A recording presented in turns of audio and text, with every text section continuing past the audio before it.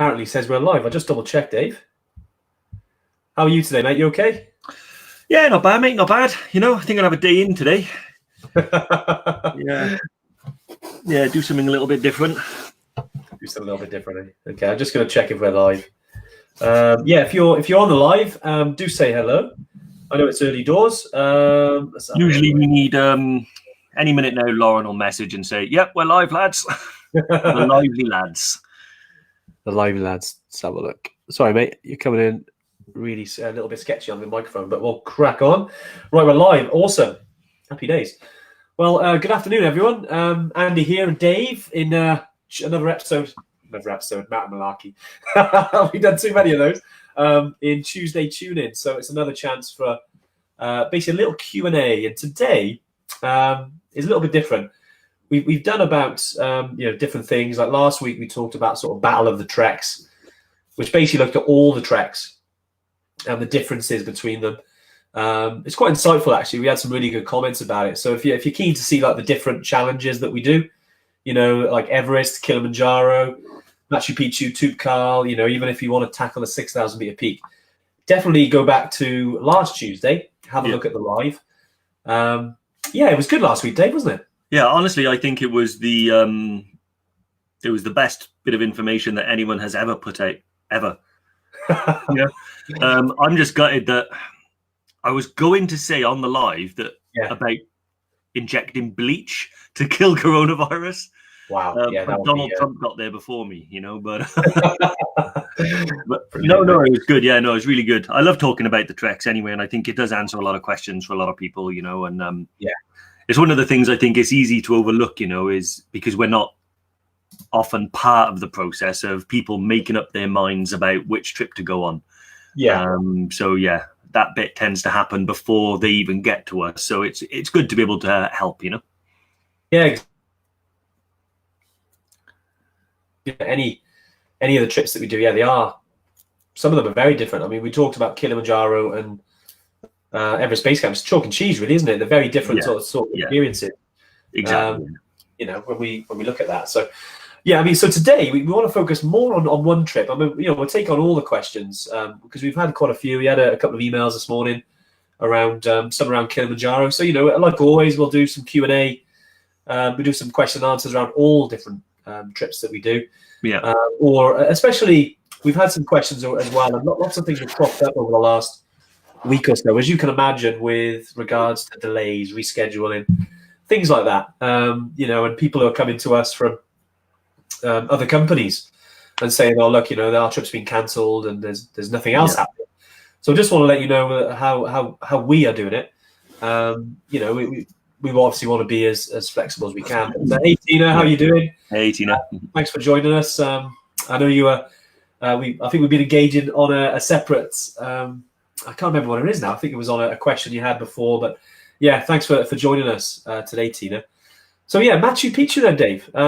We may as well go straight into it. I think. I think it's really exciting for us as well because we always try and do. I mean, obviously, Everest Base Camp and the Himalaya was our sort of flagship. So we really developed a trip there that we fine-tuned over the years to sort of become an EverTrekker experience. I'm really happy now that we've managed to sort of like use that template in other countries, different continents. And Machu Picchu is one of the big ones, We have an amazing team out there now that can do literally anything, any South American adventure. But obviously, the key is Machu Picchu. That's the jewel in the crown. But of course, we have to try and do things a little bit differently, So we actually, and are we the only company now that does this trip in the UK? I mean, when we not Machu Picchu, but our route, which is the Tomakea route. As far as we know, I mean, when we sort of creating this trip with our team in Peru, we were looking at. There's obviously a few different ways. You've got the normal Inca Trail, which is quite easy or relatively easy. Obviously, anything in altitude is a challenge. But, in relation to the other routes, so you've got the Inca Trail, then you've got the Salcante route, then you've got the Lares Trek. They're the three popular ones. But the general consensus we got when creating this trip was that some of the other routes were a little bit busy or getting busy because there's no restrictions especially on the Salcante route. which was getting very popular, is that there was no restrictions on permits. Yeah. So, we could have gone that route, and the Tomakea route actually is basically the valley over. So you pretty much skirting the Salcante anyway, but you're not going along that route. So it's next to it, and that's why we thought about doing this different route, because all the infrastructure there, like anything, you're going through villages and you are camping. Very similar to what we do on Everest Base Camp, but probably a little bit more rural. Yeah. The Khumbu region. So that was the main, reason really we went for that route, and it's been very, very popular. I don't know if you saw a little post and live we did over in the Facebook group, the High Altitude EverTrekkers Facebook group. If you're not in there, by the way, definitely get on and into that group, because that's where most of our community stuff happens. Like we did a quiz last night, which was quite cool actually. The tech went well, didn't it, Dave? Yeah, seamless, mate, seamless. Absolutely seamless. To be honest with you, you can't beat a good pen and paper. It's been around since the dawn of time, and it's still around now. Where different tech that come and go. So, clearly that happened last night. Yeah, exactly. But no, I'm really excited to get out there, to be honest, and do this Tomakea route. Because I do think it is something different. I think it's something exciting. I think that it's, it's something that I don't think when you go there, you're going to be part of like a small percentage of people that do it every year. And that just adds to the feeling of the adventure, which is why we called it the Hidden Valley. It took us ages to find. But we've made it easy for you. Very good, very good. No, it is. Obviously we label most of our trips in the Hidden Valley because it's one that's rarely visited. Yeah. So definitely it's. I think one of the reasons why it's been so popular, and it's been our EverTrek favorite of all the trips we've been talking about in April. It's the one that most people have booked on, and we haven't really chatted about it. So I suppose that just proves what this kind of trip can do. But we've. Just before we do go into it, I know people are watching. Potentially looking to book on with EverTrek. I'd say there's a few more days now to take advantage of the £10 deposit. So, it's kind of an all April thing. So we've had a lot of people who are kind of booking for next year and 2022 because of the challenges at the moment with COVID-19 and all the delays, restrictions, etc. So we've kind of given people an opportunity really to take advantage of the £10. Just deposit, book yourself in for a future trip. So if you're thinking of going on a trip like Machu Picchu, Kilimanjaro, Everest Base Camp, we'd definitely love to have you with us. But yeah, Tina Joe, welcome. Ooh, Tina, fancy a call. So with regards to you mentioned there just something about Rainbow Mountain. Now it's quite a short bit actually. So Rainbow Mountain isn't too far away from Cusco. But we've got a little thing at the moment because it's not part of the trips that we do. It's more of an add-on. So regarding add-ons around Machu Picchu, you've got Rainbow Mountain, which is pretty much a drive, a short trek, and then you're there. It's quite a new thing to see. It's a beautiful place. Or you've got the Amazon rainforest. That's, again, you're talking within a day there. Yeah. You actually go and stay for a few days in the Amazon. These are kind of add-ons that we're doing. Yeah. But at the moment, we announced it probably, I think it was actually last week, that anyone else who books on to Machu Picchu in April, potentially we're going to do a little prize draw. So on the 1st of May, you can get a free trip to Rainbow Mountain. Yeah. Free day trip on there. So, if you're booking on Machu Picchu, you're obviously going to be out there anyway. And then you get Rainbow Mountain for free. So that's to all the people who have booked in already and anyone else who books in over the next few days. And yeah, Tina, so if you want to get yourself out there to Rainbow Mountain, as I said, it is an add-on. So if you join us on a trip, you can do it. Or if you want it free, Tina, a chance to win that, get yourself booked in before the end of the month. Okay. But, more than happy for one of the guys to give you a call. It's great anyway. It's super quick to do as well, isn't it? It's like you can drive there. You'll already be acclimatized if you do it at the end of the trip. So it is fascinating, isn't it, when you look at Rainbow Mountain? It doesn't make sense. It's absolutely beautiful. I'm sure there's I'm not a geologist, but I'm sure there's some reason why it's that color or how it's formed. Oh, Lauren will know. Yeah, Lauren, put in the comments why is it like a rainbow mountain without Wikipedia? One question, Tina. Oh, Brian, yeah, we saw you join the quiz and then you disappeared. We were worried about you, mate. But yeah, good to see you here. What's Tino asked? One question is about paying a lump sum deposit to reduce monthly payments. Can we do this? So the deposits are sort of set via the website, but what you can do is book and then just immediately give us a call, and we can do that for you. Yeah, exactly. I mean, the deposit, yeah, like Dave said, the deposits are really to reserve your space, but you can pay as much as you want. I mean, some people have booked with us and paid the full whack up front. Yeah. Or the trip. Some people just like to do that. It depends what works for you, Tino. We're quite flexible. Yeah. We do have monthly payment options as well. So if you do join us and say your trip's like 18 months, ahead, you can pay a deposit and pay it monthly. So we're quite, Lauren's got an answer here. Rainbow coloration.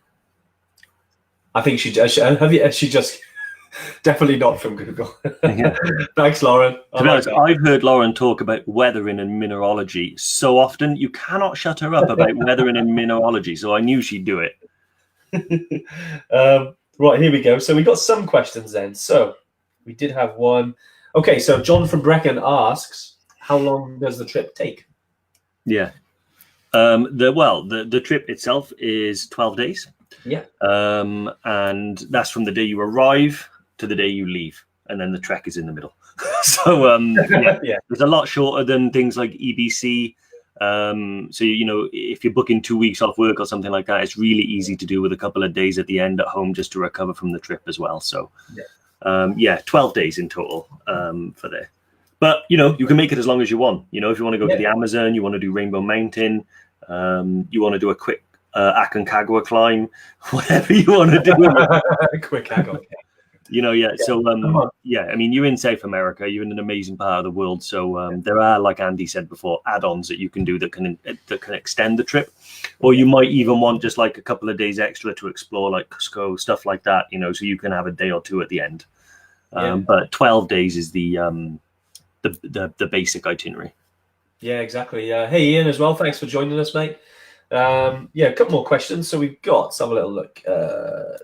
Ian, I'm going to talk about this anyway. I know we're here to talk about Machu Picchu, but in terms of because we on these Q&As and Tuesday Tune-In, we talk about all our trips.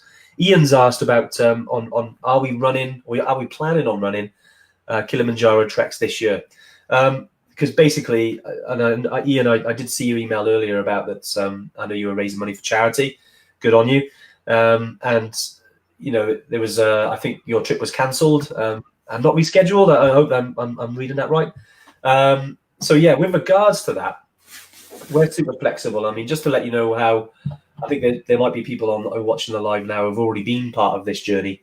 Maybe have already been on a trip with us or have had their trip rescheduled. But basically, like this season for us, especially Nepal, just to start with Nepal, March and April and May. I mean, we had one or two groups that did go because it was just before just before it all kicked off. And we gave them options. So about rescheduling. So, we certainly don't want to leave you sort of, hung you out to dry is what I'm trying to say. The other day, if you book a trip with us to Everest, to Kili, to Machu Picchu, anywhere you want to go, we're going to get you there. Yeah. If you still want to go. That's kind of how we do it because, we're trekkers ourselves. We'd hate to be let down. Yeah, exactly. I mean, the most important thing for us, people book trips, people go on trips. They're the two pillars of what we do. Not rescheduling people, not being flexible enough to be able to accommodate change, removes one of those cornerstones. So yeah, it's not great. But no, with us it's totally flexible. We've rearranged everyone basically bar two groups. This season, so we managed to go out. Almost everybody else has been rearranged onto another trip. So no fuss, no stress. There's enough of that going around in the world anyway. So I didn't know if Steph has asked an interesting question. She's asked, do we get many single travelers on the trips? It's one thing we do get. We get asked a lot. Yes, we do. To be honest, if I just pulled it, I think 50-50, to be honest, from my head. And actually I think, just from memory, I think the majority of solo travelers tend to be girls as well. So I think the girls are generally braver than boys. The boys need the lads to go on a trip, but the girls do it on their own.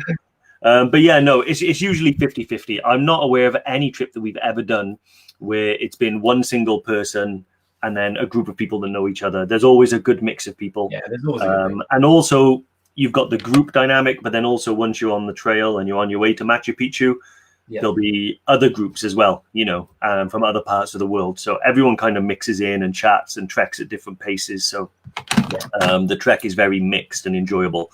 So in answer to your question, we do get loads.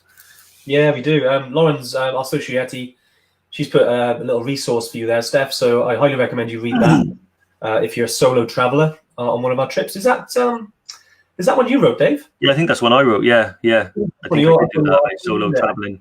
Yeah. Let me know, Steph. What do you think? Yeah, I mean, because it's one of those things where I wrote about it mainly because, I think I was one of those people, not now, but like when I was younger, for instance, it was probably a little bit too apprehensive to just I know you're not like this, Anne, but I am, I tend to overthink, overplan, and having someone go with you just felt like a bit of a comfort zone. Yeah. But I've overcome quite a lot of that. And now solo traveling is one of my favorite things to do. You just jump on a plane, head out to another country. And the best advice I can give is just, relax and roll with the punches, expect everything to change, and just go with it. The best thing I can say is there's this book and a movie called Yes Man, where he just says yes to everything for a year. Maybe don't say yes to everything you get asked when you're abroad. But certainly, the philosophy is right. Just getting out there, enjoying it, roll with the punches, that type of thing. Yeah, no, well said, mate. Couldn't put it better myself there. So I hope that helps you, Steph. As we said, if you want to chat about that, more than happy to put you on a trip. Any time of year, but obviously with particular demographic if you want. But more, Brian's just commented. He's just come back from Everest back in March, although he was stuck out there because of the restrictions. But yeah, Brian was someone who booked on his own. And I think it's part of the. I see it because when I've done a lot of solo traveling, in my early days, and it is part of growing as a person. You're going out on your own. It can be a little bit scary, but once you get out there, you're never on your own. There's always, you make friends in your group, lifelong friends, and that's part of going on these trips. Especially if you're like Brian as well. Yeah, exactly. Yeah, Brian is one of our. I reckon Brian probably knows all the stewardesses on the flight now, and they're still in touch. No, but thanks for that, Steph. I hope that answers your question. There's a couple more as well about the resources on a website. So basically, as Dave's alluded to in the past, like in terms of our flagship, like we're known for taking people out in the Himalayas, Everest. That's kind of our. As Dave put it last week, that's if we were McDonald's, that would be our Big Mac. Sorry, Dave. Don't say Big Mac, mate. I'm having withdrawals from junk food. I've been eating healthy now for like 5 weeks. I know. But lots of the advice on there because we've opened up these new trips because of the demand, and we wanted to explore other areas, which has been fantastic. Kilimanjaro has been great for us. A lot of the resources we have on the website are quite transferable. So, for instance, just in terms of gear, we've got quite a lot of resources out there, tick lists, equipment lists. That we obviously in the past, it's been around Everest Base Camp. Pretty much the same gear that you use, and it's like we say when we say, because people ask us, what equipment do you need to go out to Everest Base Camp? And lots of it is actually the gear you use in the UK. If you're into your hiking, and you've got a rucksack, you've got a waterproof jacket, a down jacket. If you're looking for specific things, we can certainly help you on that. And going forward, we're going to be releasing some almost downloadable guides for specific trips for the equipment side. But most of it is transferable. Yeah, I think really it's a high altitude trekking kit guide is what it is, but to make it searchable for you guys, obviously we have to title it, so Everest Base Camp kit list, Kili kit list. But like if you were going to Machu Picchu or Kili and you wanted to know what boots to wear, although they're different trips, you're doing the exact same thing, so the kit list does help. I've actually got my very, very first kit list, framed and given to Andy, wasn't it? Yes, that's right. Yeah. Dave was well, going back a few years now, wasn't it? You were very first EverTrek. Customer zero. Yeah, it's my fault that it that it all Even happened. before we started, wasn't it? I wrote down all the advice on Exactly. the back. Yeah. So me and you met in Bill's Cafe in Cardiff. That was mad. And I asked for a bit of paper, and they just brought me a receipt reel like this long, and so I wrote down the kit list on there, and I had that in my wallet for years. It went to base camp twice, and like it just lived in my wallet for about 4 years, and then lucky enough to then come on board, be a full-time part of EverTrek, and I had this in my wallet, so I took it out one day and framed it, and then gave it back to Andy. I was like, there we go. But the stuff we put on there is transferable, isn't it? The thing we talk about, the equipment and what you need. Yeah. A lot of it is transferable. So I hope that answers. I think that was John from Brecon as well. So happy days. And also, I think was it Joe? Hello, Joe. Thanks for joining us. I don't know why, but I think I should put that up. Brilliant bit of advice. If you can see the road ahead, the journey is not worth it. Wow, strong. I like that, Joe. It's true. If you're sometimes and there's something you haven't done before, sometimes you just got to go for it, haven't you? It can great bit of advice there, Joe. I love that. I love advice around the roads. There's another one, was it? If you don't know where you're going, any road will get you there. Someone asked about the conditions out in Peru, actually, about the sort of, because obviously we operate in Tanzania, Nepal. We've opened some trips in Morocco as well, and most of the trips that we run are in obviously third world countries. So Morocco and probably Peru being probably I'd say not richer. It's not much difference, but they are developing countries. So the conditions out there, like roads, are probably not what we're used to here. In the UK. They are a little bit bumpy. They are probably a little bit different, especially in Nepal. Like in the last sort of 18 months, we've had to do some changes because of restrictions made from the Nepalese airlines. So we've had to go to a place called Ramachap, do some flights. Oh yeah. The roads can be bumpy out there, and that's not for everyone. It's it can be. It's adventure travel at the end of the day. So you got to be prepared to go with that sort of thing, and bumpy roads. Things like that. It's something you have to be comfortable with. Exactly. Yeah. I mean that's the thing. What we do is not a holiday. Yeah. It's not a package holiday where comfort and sort of, I don't want to say enjoyment. There's another word, but comfort and sort of just ease is the main goal. What we're about is sort of challenge and enrichment. Yeah. So certainly driving to Ramachap. I mean, me and Andy went to Pokhara by car. Yeah, that was. And we bought coffees. Just like the 3rd-degree burns, with the coffee. So I was lucky. I was like this. Yeah, but you're like a seasoned coffee drinker, man. So you've got like a sort of a suspension, where I was like everywhere. But you spilled half of yours, eh? Yeah, exactly. But no, when you go to Nepal, Machu Picchu, any of these countries, be prepared to sort of take the rough for the smooth, and for every sort of glorious thing you see in the mountains, there's probably a little bumpy road to get there. Yeah, exactly. There's Reese as well, one of our EverTrekkers. He just says hi, guys. Not a question, but I thought I'd just put it on the screen. Hi, Reese. No, but Reese, I'll tell you one thing.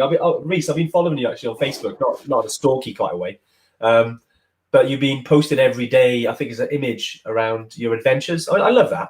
Just a bit of positivity every day out there. I think it's been great actually seeing that, because we're all, I appreciate if there's any frontline workers here, people are still working, fair dues. I know a lot of the British population at the moment are kind of either work from home or, isolated at home. And lots of people, kind of want to get out there on trips, adventures. Obviously, we're doing the right thing, by staying in and flattening the curve seems to be the sort of saying at the moment, doesn't it? Yeah. We seem to be over it. But with Reese, I love what you do there. We're posting that little bit of positivity every day. So thanks for doing that, Reese.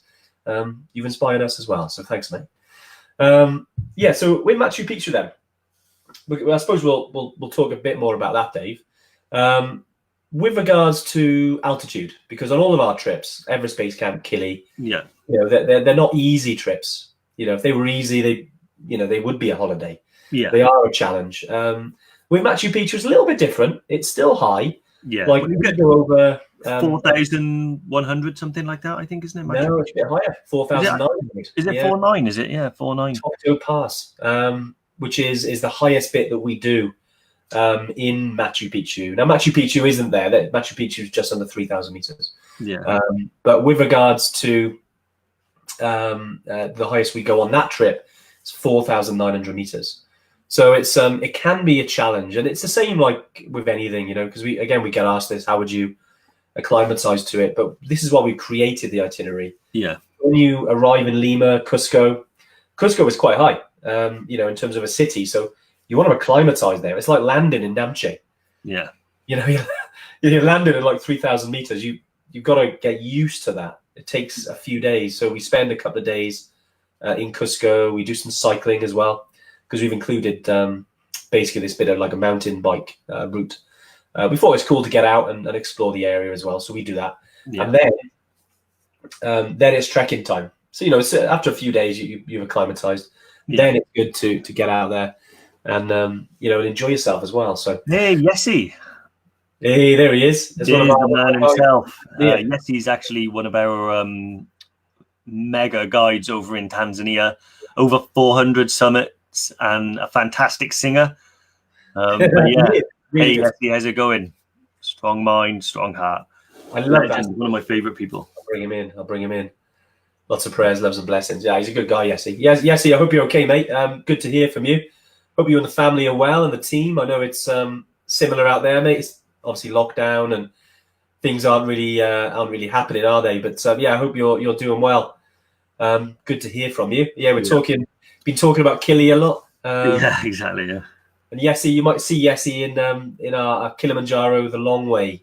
We did a little. Steve, our videographer, he put together an awesome little video, which we launched a couple of weeks. So definitely have a little look at that. Yeah. Machu Picchu, Dave. Yeah. I was just thinking about the altitude. Yeah. Sorry, the altitude. It's strange when it comes to how the questions change, because some people they want the extreme and they want the adventure. Yeah. When we say things like Machu Picchu, you don't really get as high as some of the other trips. I just want to clarify. 4,900 meters. If any of you, and many of you have ever tried to sleep at Le Boucher, on the Everest Base Camp trip, that's the height where you're at. So, in terms of the altitude, you really will feel it at 4,900 meters. It's one of those things. I remember lying in Le Boucher and I dropped my phone and I looked down on the floor and I was like, that's where it stays. It can be difficult. Yeah. I mean, the trail itself as well, I think, although it's like well established and stuff like that as well, so it's relatively easy trekking. I think what you'll really benefit from is the remoteness of the Tomakea route. It's one of those things that everyone always says, "Oh, I absolutely love this trip. I love that trip." A little too many people for my liking. I think adventure travelers tend to we like being part of a group, but we like being part of our own group. We don't want too many other groups around us, ruining the picture. So Tomakea is one of those things where I think, you can get the group experience, you can have an amazing time with people, but then if you also want to have time to trek on your own, reflect and enjoy, it really offers those things. I'm really excited about it because I think we're going to head out there next year, and is that right? 2021, something like that? Yeah, so we've got obviously we've got trips starting pretty much the end of this year going into next year. Yeah. I'll have to double check that, because I know we've got a lot of trips going on at the moment. Obviously, like for us, everything's going ahead from sort of September onwards. Trips, that's where we're currently at, unless anything changes. So definitely, if you're watching now and you've got trips booked in September, maybe even through to the spring next year, as far as we're concerned, everything should be fine. Yeah. We can never say never, and ultimately we'll work with you to make sure you get on a trip, like I said earlier. But yeah, I'm quite excited. I mean, with Machu Picchu, it's kind of, because there's a couple of questions I was just scrolling through there around conditions, because obviously in time of year, and it's, with Machu Picchu, you could go all year round. Like we've got some dates. I mean, we've got some in July, the summer.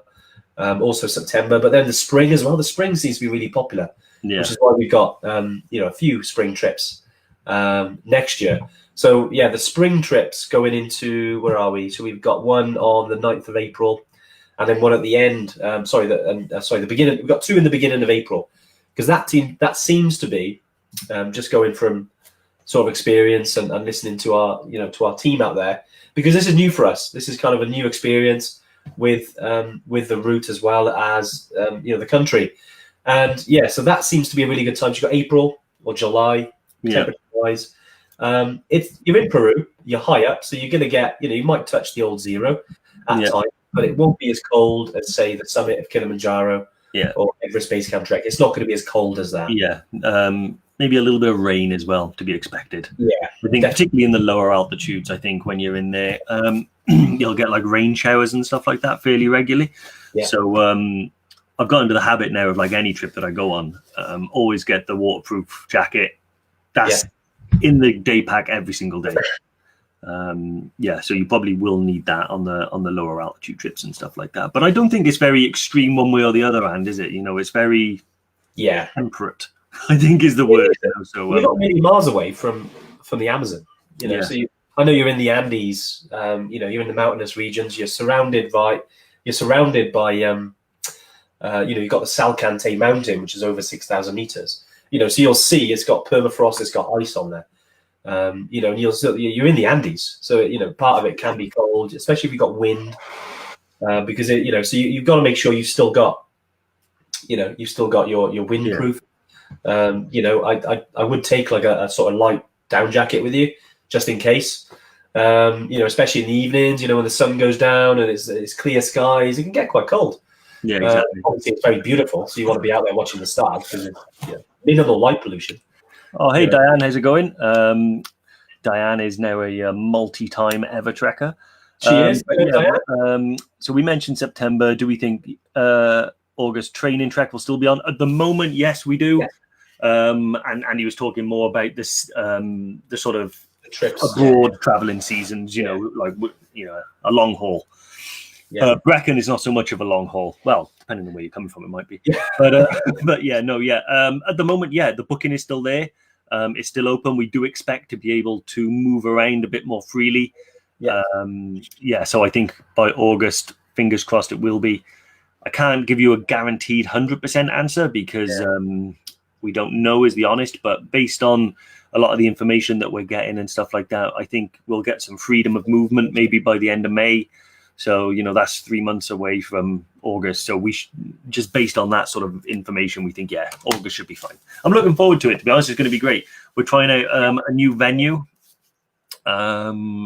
which is right next to the local pub. Nice accommodation, isn't it? Yeah. A really nice brand new accommodation right next door to the local pub. And the trip will be, I know Brian has been on one as well. Brian is on the call, been on one. They're great, to be honest. I mean, me and Andy spend a lot of weekends just doing that exact walk anyway.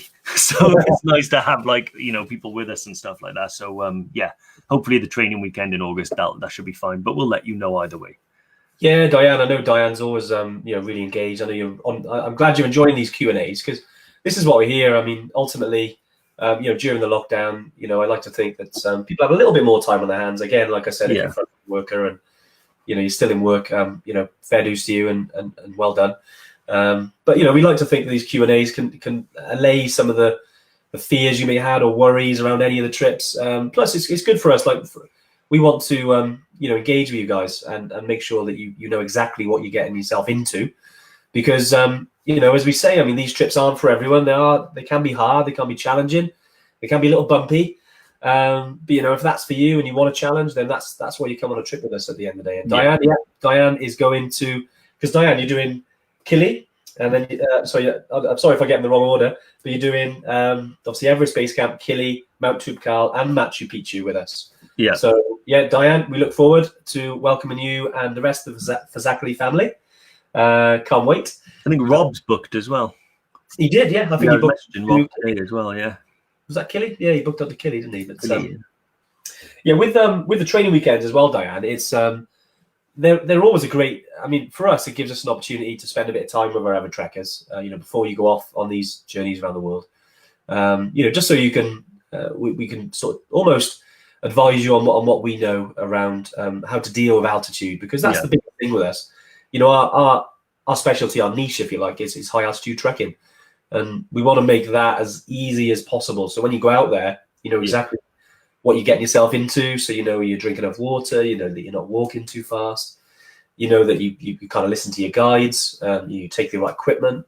You're eating the right stuff, so your nutrition's deal with. So there's a lot of things that you can focus on. Exactly, yeah. And that's the thing, you see, because we call it a training weekend because there's not really another suitable name. We toyed with experience weekend, didn't we? But we think training weekend is better. But because what we do in terms of excluding the mountains that we climb, just walking. So you guys don't need us to teach you how to walk. You already know how to do it. What is handy is like all the little tips and stuff. So like usually I'll pack a bag, like I'm going on a trip to Kili or Machu Picchu or base camp. Yeah. I'll lug around this huge duffel bag and then I'll plant it in the middle of the room and everyone can just unzip it and go through it, see what I bring, weigh it. Because I know a lot of people worry about the 15 kilo limit, but it's really like, I've got my base camp stuff down to like 11 kilos before. Yeah. So you don't need to take too much. It's just about being smart with what you bring. And that's a lot of the tips that will help you as well, Yeah, exactly. I think we've kind of, we've run quite a lot of these weekends now, and people tend to love them just because it's just nice just to meet some of your fellow EverTrekkers and go on a hike. Yeah. I know lots of you in the group, especially the high altitude group, meet up and go on regular hikes. Obviously, I understand it's a bit different now, the last couple of months because of the general situation. But once we're out of this, we're definitely going to be running some weekends further afield. I know personally we want to start doing some in Scotland because we've got a lot of customers in Scotland. Obviously, the Brecon Beacons is relatively close for most people. Yeah. But I also want to do some in like the Peak District, the Lake District. So if you are watching, and Brecon Beacons is obviously a considerable way for you. We are in the next sort of 12 to 18 months. We want to look at doing some training weekends more closer to home because we've got sort of a lot of experience around the UK, but Brecon Beacons is kind of on our doorstep. Yeah, exactly. Yeah. Well, the SAS train there, So exactly, the SAS train there, it's nearly good enough for us. I was going to say it's not that hard. But yeah, so going back to Machu Picchu, then I know we've already answered a lot of questions around it, but it is an awesome trip. I think the biggest thing around it is you're trekking, but you're also going to visit this, with the Incans, where the Incans built this awesome city, if you like. What was it, like 2,000-3,000 years ago? Yeah. And that's the main sort of reason why people go there. The trekking is obviously the journey to go there, and it's become a little bit more about that. But ultimately, for me, and the reason we're doing the Machu Picchu is the cultural aspect to it. On all the trips we do, like Everest, you're walking through Sherpa villages, you're following the footsteps of Sir Edmund Hillary, George Mallory, famous mountaineers. That's the draw for that. Kilimanjaro, it's very different. It's all about the summit, but a lot of famous people have been up there. When you go into places like Machu Picchu, it's also the historical part to it. That also excites us, and that's very unique for us, isn't it, Dave? Because we don't really do another trip like that goes to a historical destination like that. Yeah, that's it. I mean, that's the main draw, because we talked about it last week in the Battle of the Treks, and when you're trying to make up your mind, I think rather than thinking about, how difficult something is, because you can always train the body given enough time. But you can't substitute what you get out of the trip. So, try and understand your own motivation. Like, is Mount Everest the draw for you? Is, reaching the top of one of the 7 summits a draw for you?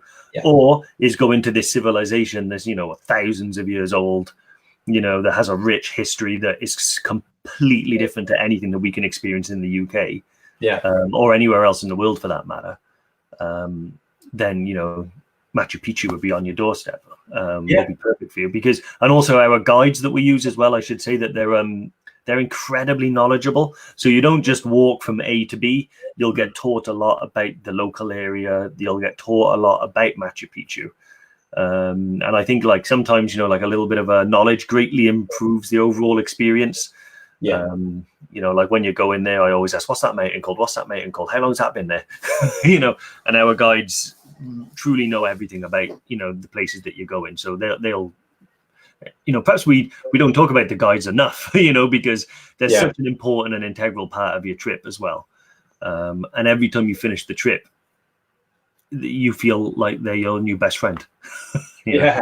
No, they are, aren't they? They're very, at the end of the day, they're people like us, you know, and although they've trekked a lot. I mean, you talk about Yessi, who's on there, he's done Kilimanjaro 400 times. Yeah, well, he ran up there and down. Was it 9 or 11 hours, something like that? 9 hours. I think 9 hours. He ran to the summit of Kilimanjaro and then ran back down. I don't think he's too much like us. I don't think he's, you know, he rode his mountain bike up to the summit of Kili. Yeah, he's done some crazy stuff, doesn't he? And it was after the day after we did our trek. What did he do? Yeah, he ran a marathon. A marathon the day after we just done Kili. Talk about strong mind, strong heart, man. You know, like, isn't he? But yeah, no, he's a legend. But you know, they, you know, like Yessi, like the other guides that we have in Nepal, like the guys in Machu Picchu. Part of what they're good at is not just being sort of these incredible physical specimens, you know, it's their knowledge that they're willing to pass on to you. And you can learn as much or as little as you want about it. But, you know, anything you do want to know, they'll be able to help you with. And that's amazing. Yeah, exactly. I mean, just to sort of round things up, really. So obviously we talked a lot about Machu Picchu today. I mean, if you do have any more questions, do comment. I know we're coming towards the end of the live now. We've been on for like 45 minutes or so already. Wow. Is that how long it's been? Flies by, yeah. Amazing. It always flies by. I know we're always on for about this time. I'm like, wow. But as I said at the beginning, you know, we've got a few more days now. If you're interested in coming on trek with us, it is £10 deposit to book on. As I mentioned as well, we're super flexible around how you pay for it. In terms of your, you know, if you want to pay monthly, or you know, more than welcome to pay up front, or you can pay before you go. So just to let you know that, and because we've talked about Machu Picchu today, just to remind you as well that if you do book over the next few days, you'll go into the hat to win basically a little trip to Rainbow Mountain. Awesome. So if you're keen to do that, obviously everyone that's booked in April to Machu Picchu will be going into the hat. So good luck with that. And yeah, Dave, any final words, mate? I know we've covered a lot with Machu Picchu today. Yeah, I think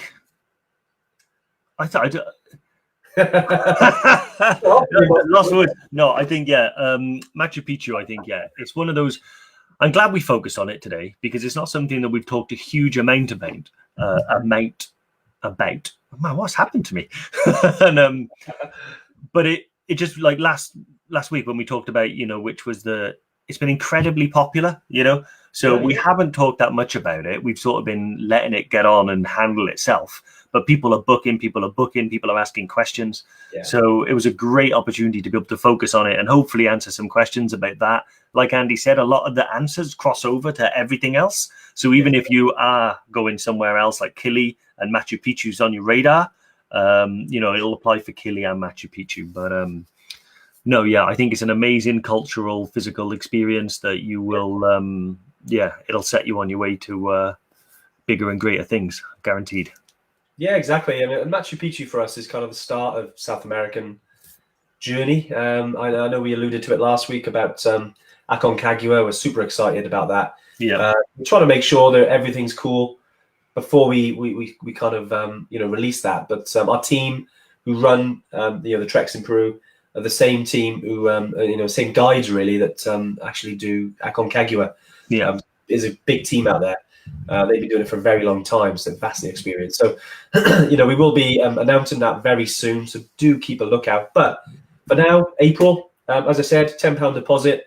If there's any questions that we haven't covered, do just pop them in the comments, email, just pop a little message to us on the messenger bot, and we'll pick those up. Yeah. Or if you're on the website, don't forget to go to the Knowledge Center because we'll definitely be updating more info around Peru, around Machu Picchu. Obviously, there's a lot of content on there around Everest, around Kili. Yeah. As we said, a lot of it is transferable, but there's specifics. We know there's specifics around like arrival, baggage, tips, things like that. So if you do want any of that at all, then just pop them in. Yeah. We will be releasing more content for that. But we'll be back next week. We've got another. I know it's quite weird. If you're on our email list, last week we did Battle of the Treks, didn't we, Dave? Yeah. But I realised our podcast, the Battle of the Treks podcast, didn't get sent until today. So once again, so we will be releasing another podcast episode soon. But if you do regularly listen to the Mount Malarkey podcast, Battle of the Treks, which is one we recorded last week, actually got sent to your inbox today. So have a little listen to that. It's quite insightful. Yeah, exactly. It was good. But all right, thanks for joining us. And we'll catch up with you again next week on Tuesday. Tune in. But have an awesome week and stay safe. Thanks for joining, guys. Bye. Bye. And now it's like